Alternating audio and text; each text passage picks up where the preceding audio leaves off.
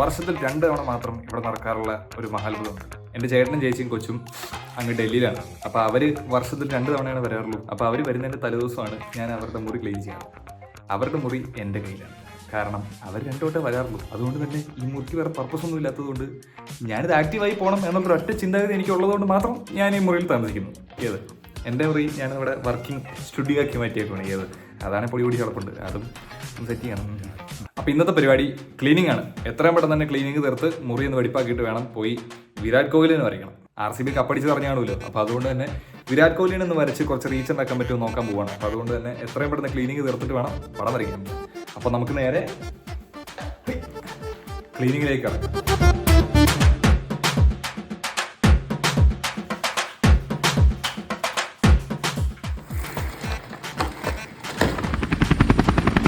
അപ്പം മുറി ക്ലീനാക്കി. ഇനി അടുത്തത് ബാത്റൂം. ഞാനുള്ളത് കൊണ്ട് മാത്രമാണ് ഈ ബാത്റൂം ആക്റ്റീവായിട്ട് പോകുന്നത്. നോക്കട്ടെ ഏതാ അവസ്ഥ. വലിയ കുഴപ്പമൊന്നുമില്ല.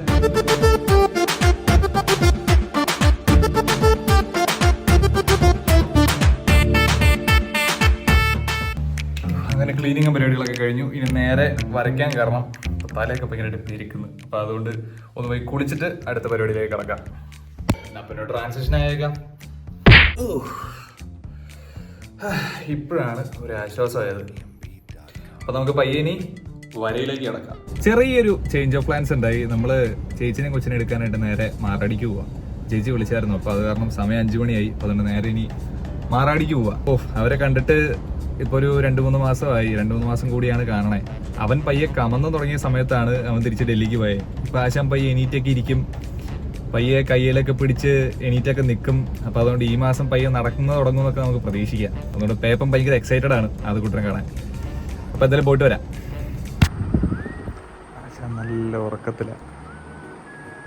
തൽക്കാലം നമുക്ക് കുറച്ച് കേട്ടോ ഉറത്താം. നല്ല ഉറക്കത്തിലാണ്. അമ്പോ അമ്പോ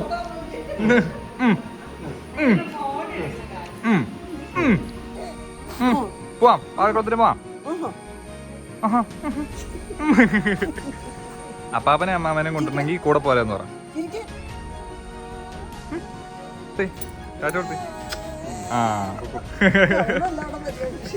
ഇവിടെയാണ് പ്രശ്നം. അതെ അതെ. ഇപ്പൊ ഇച്ചിരി കുട്ടുണ്ട്. വീട്ടിൽ പോവാം നമുക്ക്. അപ്പൊ വീട്ടിൽ ചെന്ന് ബാക്കി അത് കൂടെ വിശേഷമൊക്കെ കാണിച്ചു തരാം. ഒരു ബ്ലപ്പ് അടിച്ച്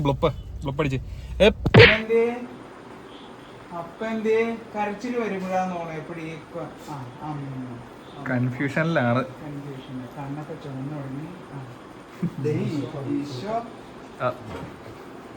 പ്രാർത്ഥന ഇല്ലാനായിട്ട് ഇരുന്നതായിരുന്നു.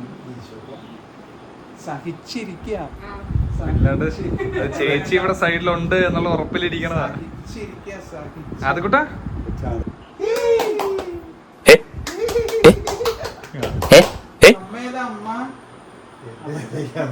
അമ്മ എവിടെയാ? കണ്ടിട്ട് മനസ്സിലാവില്ലേ?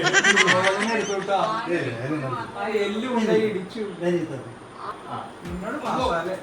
എന്നോട് വിഷയമൊന്നുമില്ല.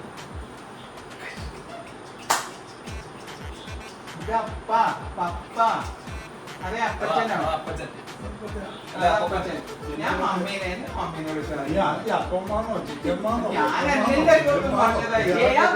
കൊച്ചിനെ എന്തിനാ ഇങ്ങനെ കഷ്ടപ്പെടാൻ? അപ്പ അമ്മ ഒറ്റ വിളി. മമ്മി മമ്മി ഇതേ മോനെ മമ്മി മമ്മി മമ്മി അമ്മ വലുതാവുന്ന നോക്കിയോ. ഈ കൊച്ചിനെ കൊണ്ട് ഞാൻ അപ്പച്ചാന്ന് വിളിക്കുന്നു. മമ്മി വേറെ അന്നേനെ നീ ഫോട്ടോ എടുക്കണൊക്കെ എല്ലാരും കാണുന്ന സംഭവമാണ്. പിന്നല്ലേ ലോകം മൊത്തം കാണും. സെറ്റപ്പായിട്ട് തന്നെ ഇരിക്കണേ. പിന്നെ എന്നെ കുഴപ്പം ഒരു കുഴപ്പമില്ല. അതങ്ങനെയാ. എന്റെ ഓഡിയൻസ് കാണേണ്ടത് ഉള്ള കാര്യം ഉള്ള പോലെ കാണണം. അല്ലേ അത് കൂട്ടാ പറയാ എന്തൊക്കെയുണ്ടെന്ന്. ഗോതമ്പൊടി, പഴമുള്ള പഴം, ശർക്കര, അരിയും ശർക്കര ഇല്ല. തേങ്ങ. ശർക്കര ഇല്ലായിരുന്നു. തേങ്ങ ഇല്ലാത്തതുകൊണ്ട് പഞ്ചസാര. തേങ്ങ ഇട്ടില്ല. കൊള്ളാലോ. പഞ്ചസാര. തേങ്ങയും ശർക്കര ഇല്ലായിരുന്നു ഇവിടെ, അതുകൊണ്ട് എന്ന് പറയട്ടെ, ഇച്ചിരി ഗോതമ്പ് പൊടി എടുത്തു, ഇച്ചിരി ഈസ്റ്റ് അങ്ങോട്ട് ഇട്ടിട്ടുണ്ടല്ലോ, ഉപ്പ് ഇട്ടിട്ടില്ല, മിക്സിയിൽ ഇട്ടത്.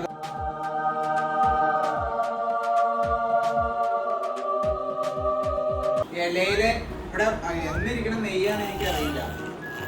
പണ്ട് ദം ബിരിയാണി ഉണ്ടാക്കിയില്ലേ, ആ എന്നിട്ട് ഈ ഗോതമ്പിന്റെ കുത്തിൽ അധികം ഉണ്ടാവില്ല. രണ്ട് മൂന്ന് സാധനം ഇല്ല. മതി. കഴിച്ചു നോക്ക്.